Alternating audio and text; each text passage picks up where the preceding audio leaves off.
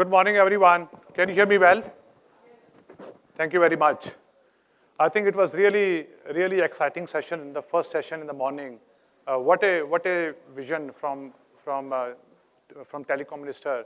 And I think the way I think we have seen in last 10 years, the importance of digital, the importance of the telecommunication, the importance of mobile.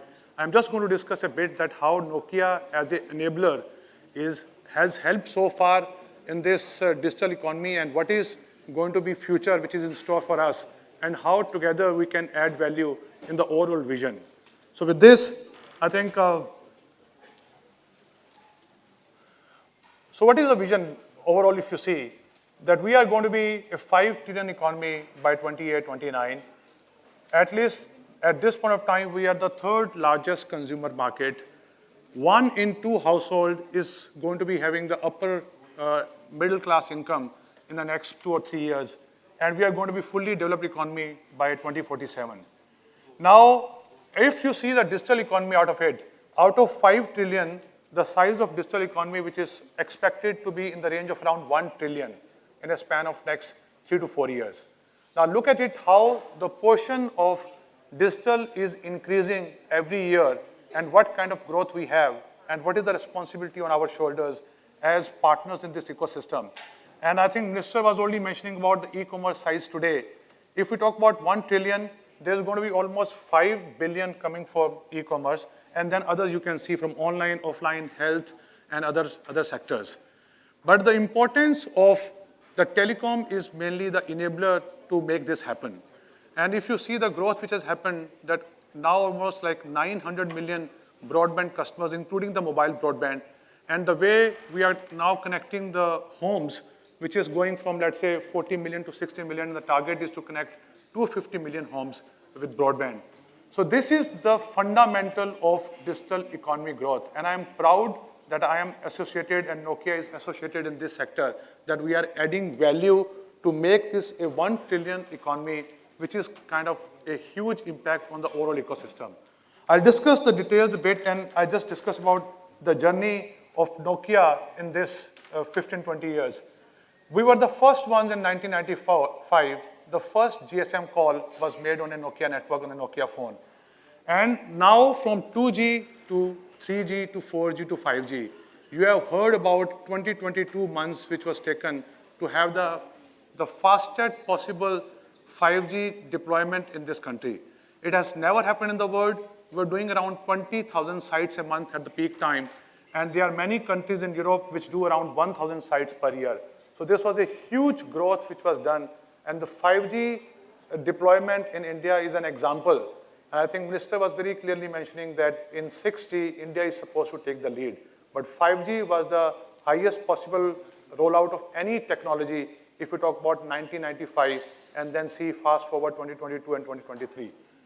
Then if we talk about manufacturing, Nokia is proud to be manufacturing the first 3G, the first 4G, and the first 5G E-Node base station in India. At this point of time, we have almost done exports to 100 countries from India. So we are part of Make in India and PLI 1.0, PLI 2.0, and exporting to almost 100 countries.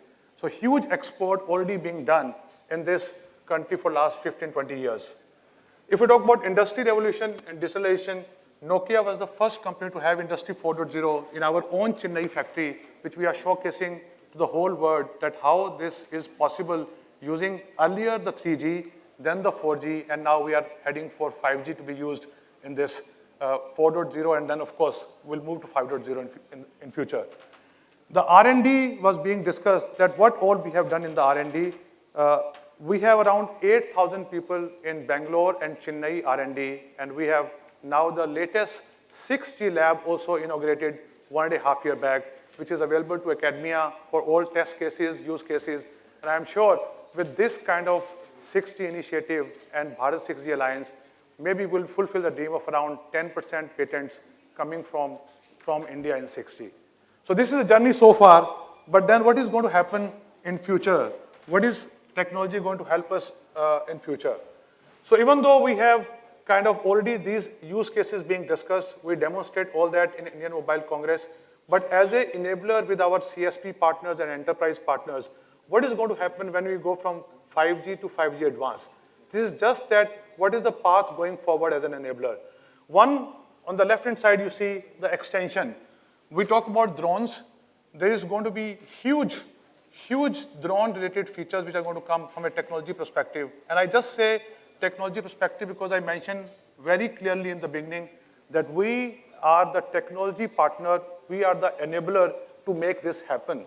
The use cases are there, the applications will start, and then of course we'll discuss that how these applications can be converted into massification and real implementation, as Minister was talking about 10 villages. So which means it is possible to connect 10 villages, it is possible to make those rural villages having 5G, but then how do you take it to 150,000 villages? This, of course, we have to work together when we talk about massification. But I'm talking about first the technology is there or not. So the kind of features which are coming in 5G, we're going to have a lot of work happening in the non-terrestrial networks when we go from 5G to 5G Advanced. There's going to be low latency happening. There's going to be uplink improvement happening so that these kind of features can be implemented when we go from 5G to 5G Advanced. And if you talk about experience, we have seen the high-speed mobility. We discussed in the morning about 10 to 15 GB per user per month. We are almost touching around 25 to 30 GB, which might go around 50 GB per user per month in future. So again, as a technology provider, we are enabling those kind of uses and the kind of speed which is going to be there. And if we go further, we have seen the kind of uses, AX, AR, how this is coming in applications, how we are going to see in the future that we have these for gaming, we have these for real-time experience, as if you are sitting in a cricket match which is happening in a stadium, you have your headsets there, and you can feel that you are actually sitting in that crowd and cheering along with them.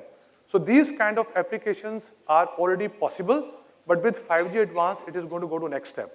But I said that converting them into massification, of course, is a next step.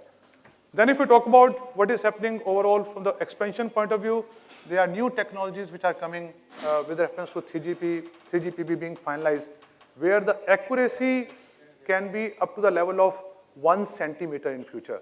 So if you have those kind of accuracy, think about the application which can come because of that. It can be the tracking, overall tracking mechanism. It can be also linked to the banking facilities. So these are possible in 5G Advanced, which is not very far away. So I think, and then if you talk about the excellence point of view, we discuss AI ML in a big way.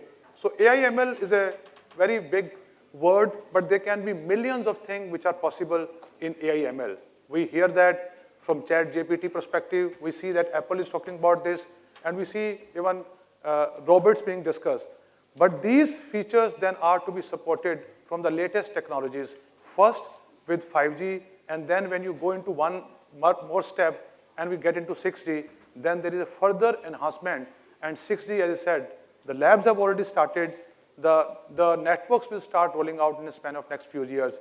But there is going to be a huge growth happening with reference to these applications where you can have actually low latency again and very fine control on the locations so that you can actually come into an application which requires very high accuracy on locations. So now if we talk about that, what is going to happen on 6G? Basically, we see the physical world and the digital world being connected when we go from 5G to 5G Advanced to 6G. The applications can exist today. Many of you have heard about digital twins in a factory. So when we do today 5G, maybe we can do the digital twin on one machine or few machines. But when we go from 5G to 5G Advanced, the technology helps you to make it for the whole industry. And when we go from 5G Advanced to 6G, then we're talking about the same experience for the whole smart city.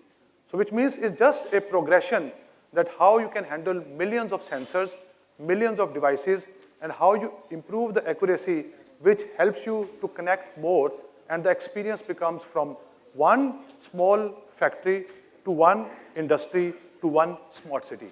And this is what the technology then is as an enabler when we talk about what is happening overall from the growth of technology. Then once we talk about the human augmentation, so if whatever we learn in the digital world, we then do the same in the physical world, rather than having a two-dimensional experience, you start getting very, very high-end three-dimensional experience. As I said, whether it is AR, VR, or we talk about drones, it just goes that you are going to be more immersive in that nature. And that is where the technology is supposed to be, to have that kind of experience. And ultimately, that will then improve the efficiencies which can be achieved. Like a robot picking up your stuff at the airport from a conveyor belt. And in the factories, you see robots working rather than humans working. I said this is going to be possible with the technology, but I still give this disclaimer. The implementation of that depends, the massification of that depends on many factors, like the efficiencies, the cost of doing it. And a few days back, I was talking to my customers, and they were saying that a lot of this is being implemented in the greenfield industries, but the brownfield industry, it takes time to change the mindset from what they are doing today. There's always a resistance that can we do this latest stuff in the factories today, or can we do this latest technology in manufacturing, in mining today, or it takes time. So it's a mindset issue. If the efficiencies and the technologies are there, can we start using these networks for defense, railways? Can we upgrade our systems from the current 2G systems to 4G and 5G? If we see the technology can do it, I think it is just that how to have the ecosystem together. And I think once we work together and we help the whole ecosystem, we can add a lot of value in the journey of digital Viksit Bharat, which in turn takes us to Viksit Bharat. It's just the adoption of technology. The availability is not going to be a problem. So if we talk about the sectors which are going to be then mainly impacted in the coming days with this technology. So one is, of course, the inclusive growth. If we are able to reach every village, and Minister was giving example of a tribal girl or a boy sitting in that place, connected to the whole world, and able to get the education or have the experience as somebody sitting in New York or somebody sitting in a metro like Delhi, Mumbai. This is what the technology does. It is available. It just had to be implemented. So this is what the 5G advanced and the 6G is going to further help beyond what 4G and 5G has already done for our country. And if we talk about the health, we are talking about the health and the agriculture for quite some time. There are some applications which have already started, but much more can be done. There are very high number of global experiences where the technology is used for the right kind of pesticides, the right kind of soil testing, right timing.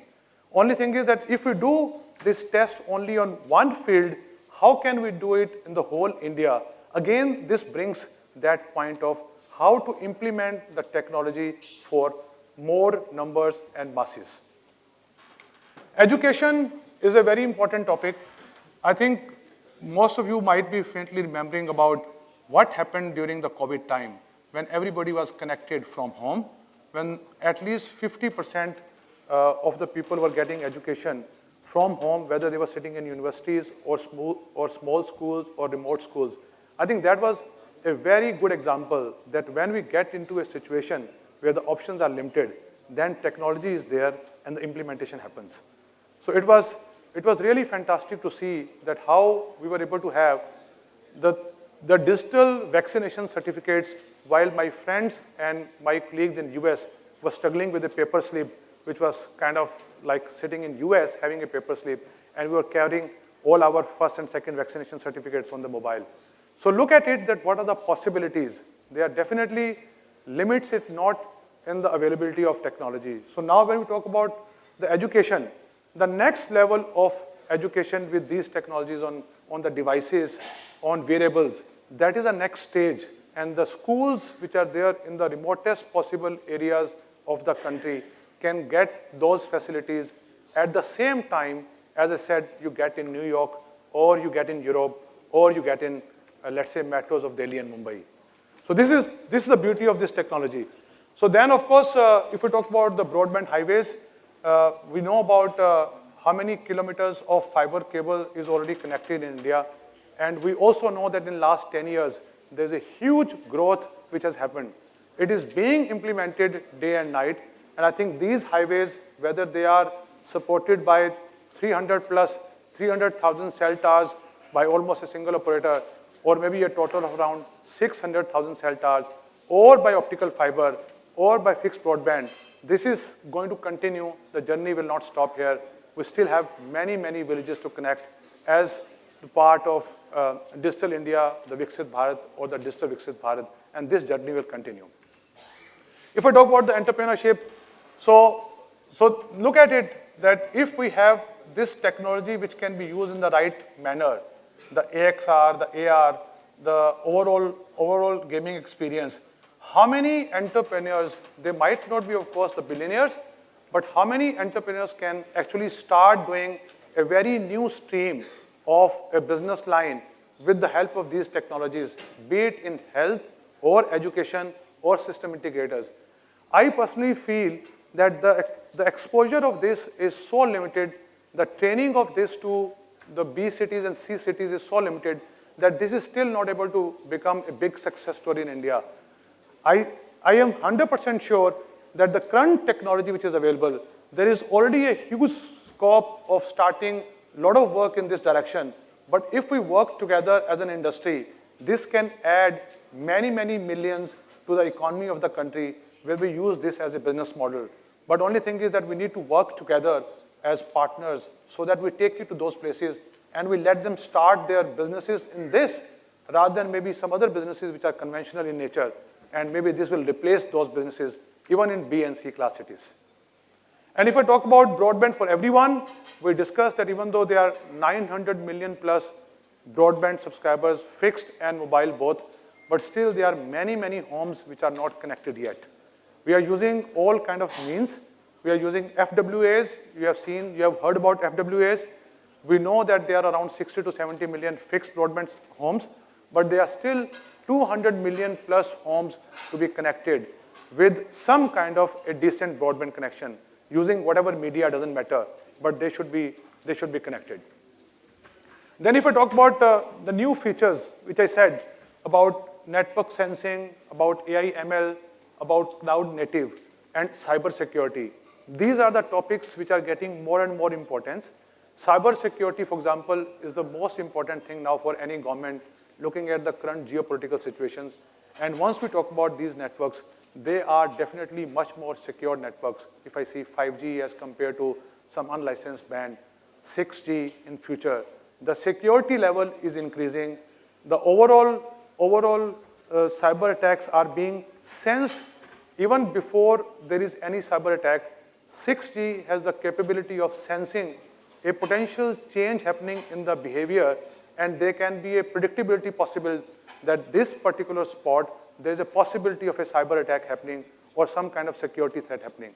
So technology will enable that, then we just need to implement that in our systems.